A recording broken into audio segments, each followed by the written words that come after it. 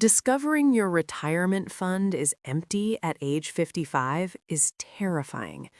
Walking into a new salon for a haircut and recognizing your own furniture, your own artwork, your own $180,000 stolen by your husband to fund his mistress's business.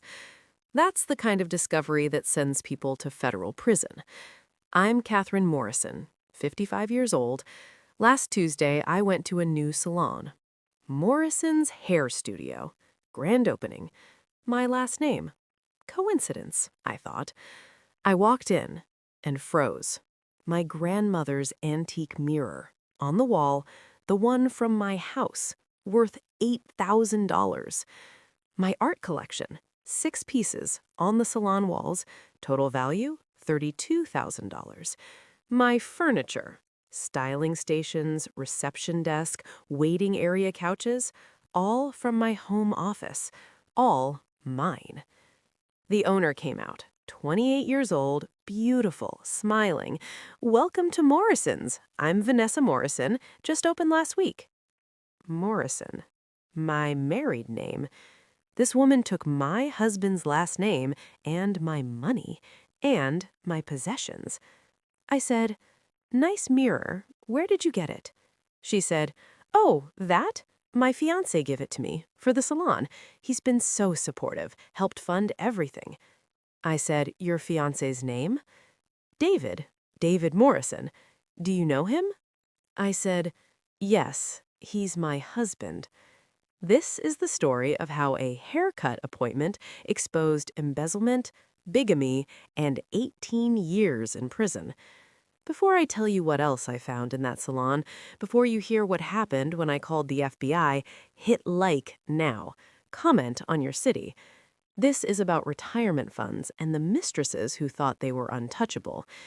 I'm 55 years old, worked for 32 years. Teacher, public school, modest salary but good pension plan and retirement savings. My retirement fund, $180,000, built for 32 years. Every paycheck, automatic deduction, 403(b) plan, my future, my security.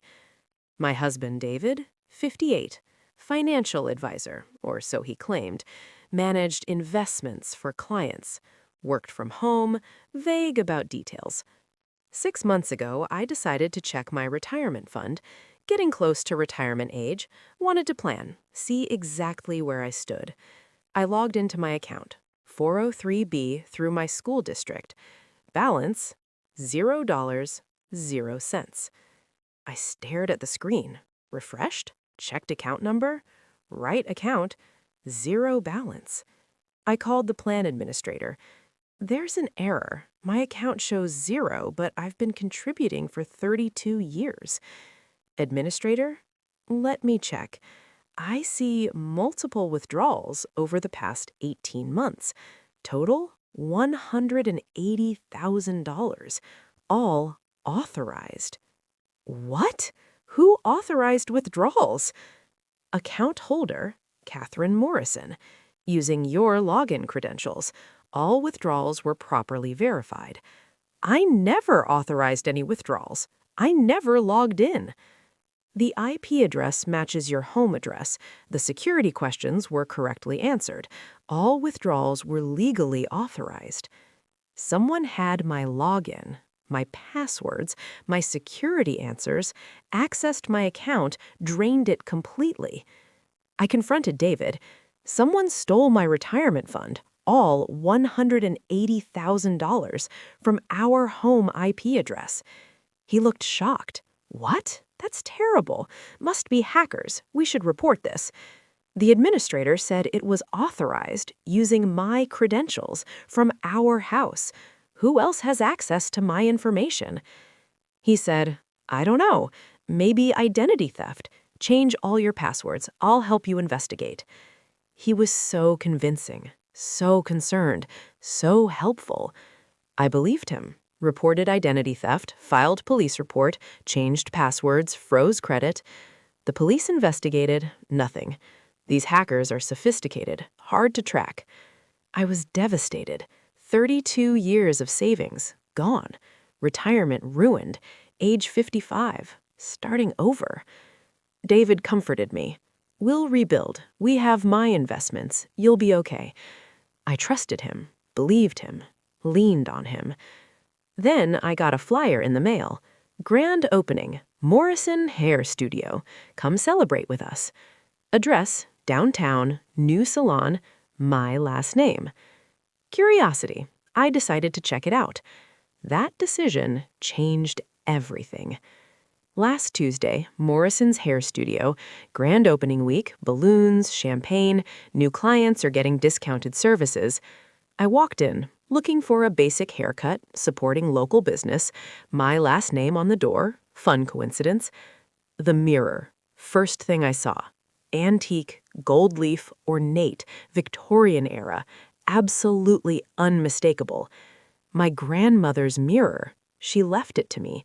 I'd kept it in my home office for 20 years, worth $8,000, appraised, insured, irreplaceable. In this salon, on the wall. I looked closer. My artwork, 6 pieces. An abstract painting I bought in Santa Fe, $6,000.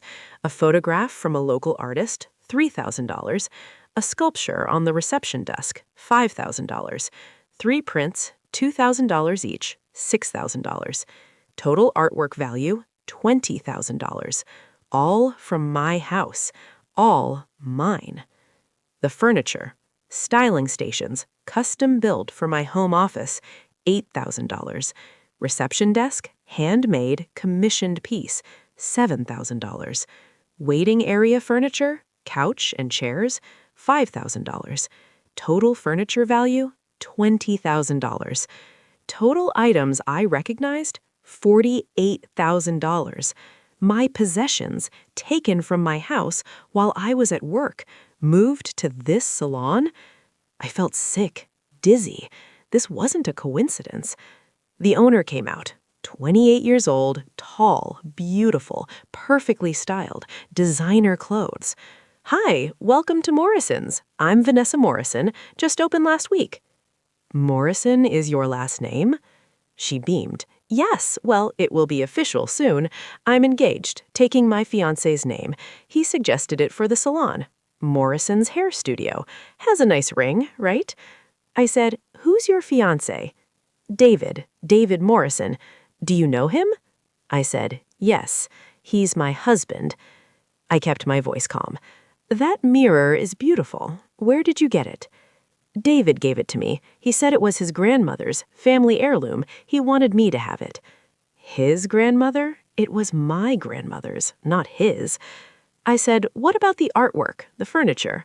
All from David. He's been so generous, clearing out his storage unit to furnish the salon. I'm marrying the most amazing man. Storage unit? These were from my house, my office, my collection, not storage. I said, I'd like to book a haircut for next week. Is that possible? Absolutely. Let me get your information. I gave her a fake name, fake number, booked an appointment. Then I left, went straight to a lawyer.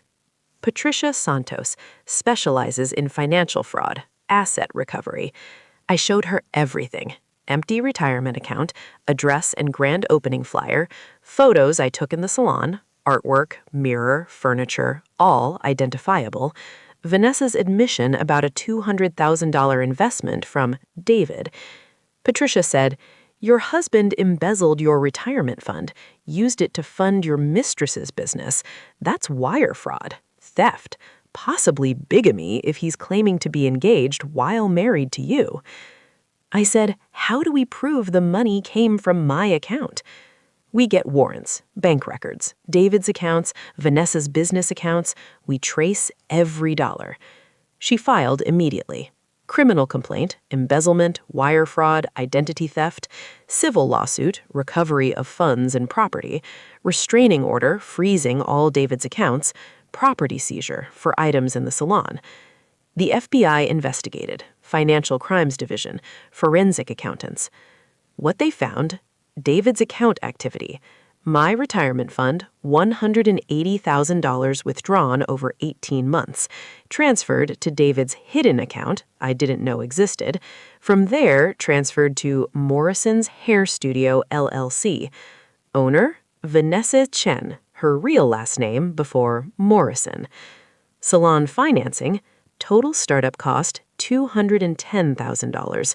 Source, $180,000 from David, my retirement fund, $30,000 loan in Vanessa's name. Lease signed by Vanessa Chen. Equipment purchased by David Morrison using embezzled funds.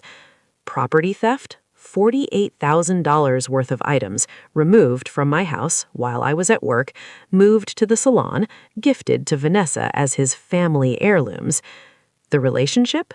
David and Vanessa together for 2 years, met online, dating app, while married to me. Engaged, though he's still legally married to me. He told her, "I'm divorced. My ex-wife got the house, I got nothing."